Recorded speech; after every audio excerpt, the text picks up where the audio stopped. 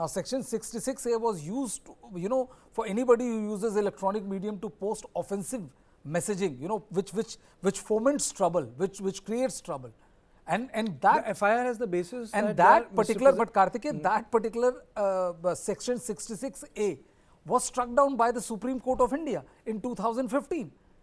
Now, what is very surprising is, if you remember, even after the Supreme Court struck it down, for many years, police officers would use Section 66A as if it's still in circulation.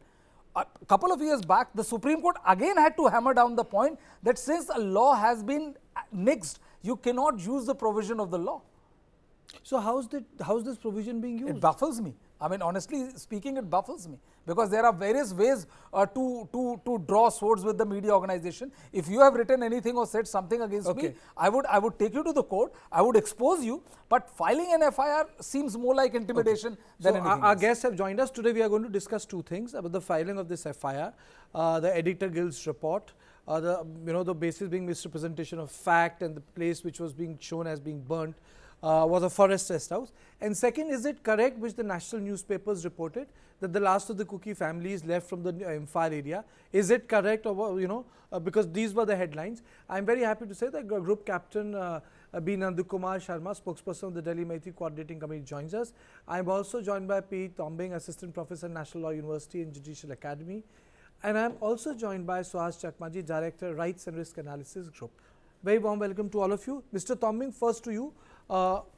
Your opening comments on this FIR and the 66A which Brijesh was talking about. Well, Section 66A of the IT Act 2000 was struck down by the Supreme Court in the Shreya Shankar versus Union of India. And it's quite surprising that the FIR has comprised this Section 66A again. I think it reflects very poorly on the side of the complainant. I think so, because like already you have said, the Supreme Court is hammered down and said this provision has been declared unconstitutional already. So why are we trying to keep alive a section which has already been declared by the top court?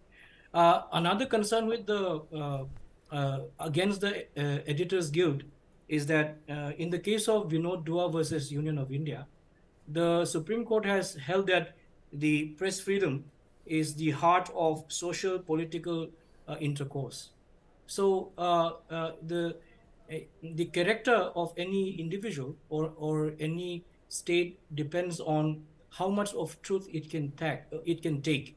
So the Editors Guild are quite experienced, and they know, I think, maybe what they're doing to the extent that they know and to the integrity that they have.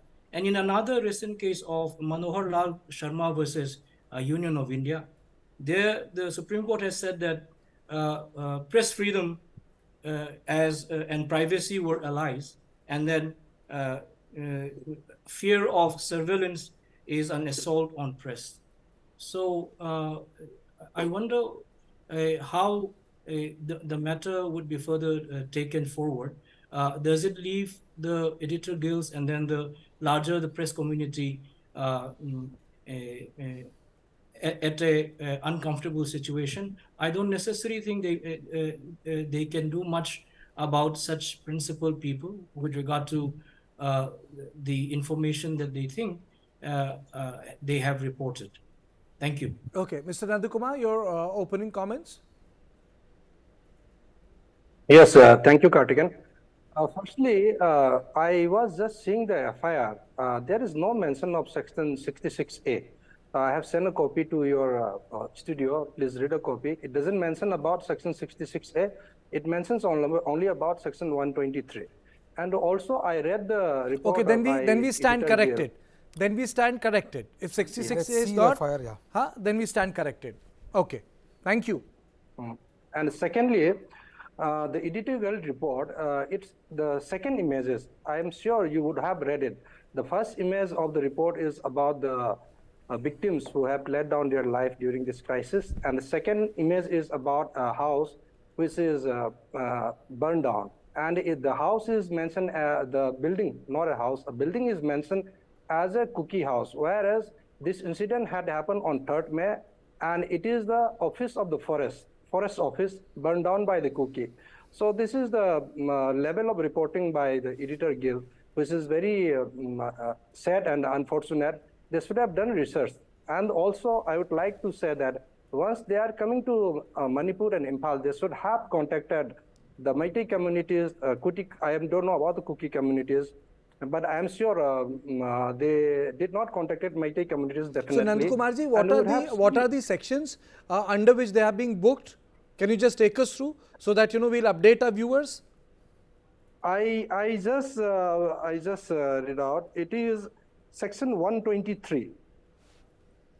I'll read out.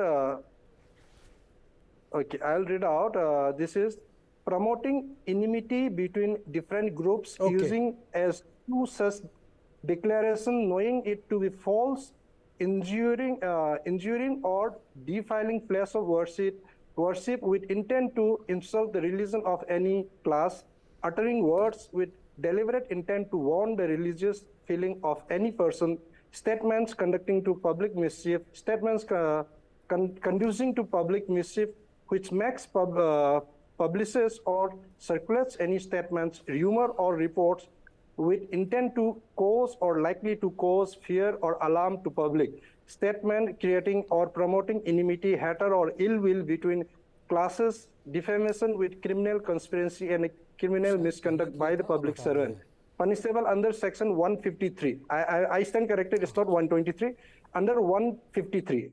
And also written some sort of 1/200/295/298/500/505/505/2 IPC and 13. Nandakumarji, so it is under section 153.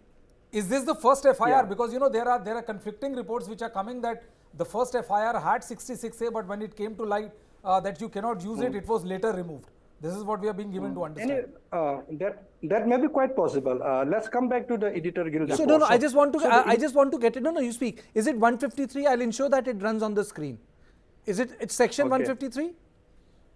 Yeah, it's 153 is written. Wonderful. Please go on. Yep. Yeah.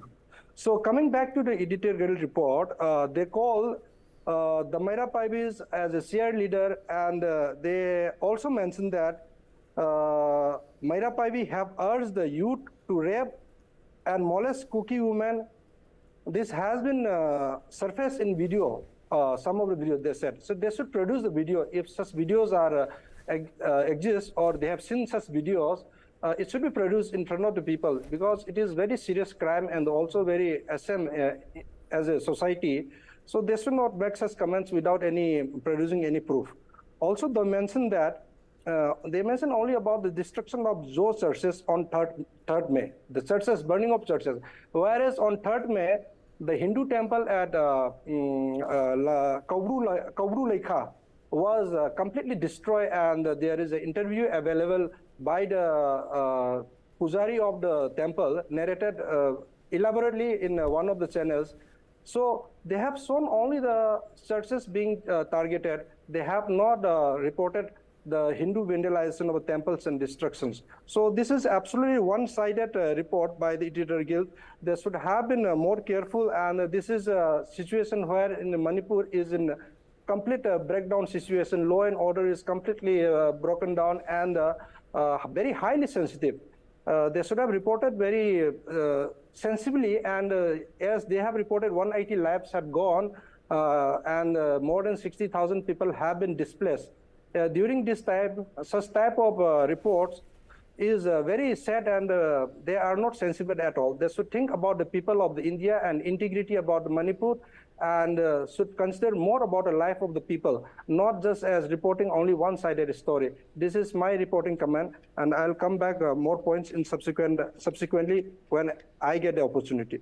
Okay, Suhasji, your opening comments on the FIR which have been filed today.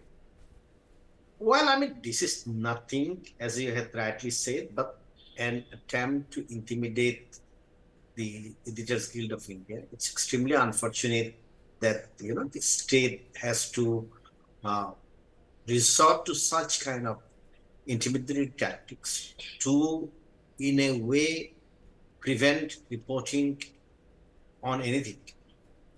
You know, if you are to say that a particular report has to be factually correct, let's be fair that on many issues and many situations, the state authorities themselves do not have the correct information, because a story is an evolving story, and therefore if you bring this kind of an effort, it's nothing basically to ensure that the killings continue unabated, no debate should take place. At the end of the day, we should be reduced to a theocratic state where nobody raises any questions.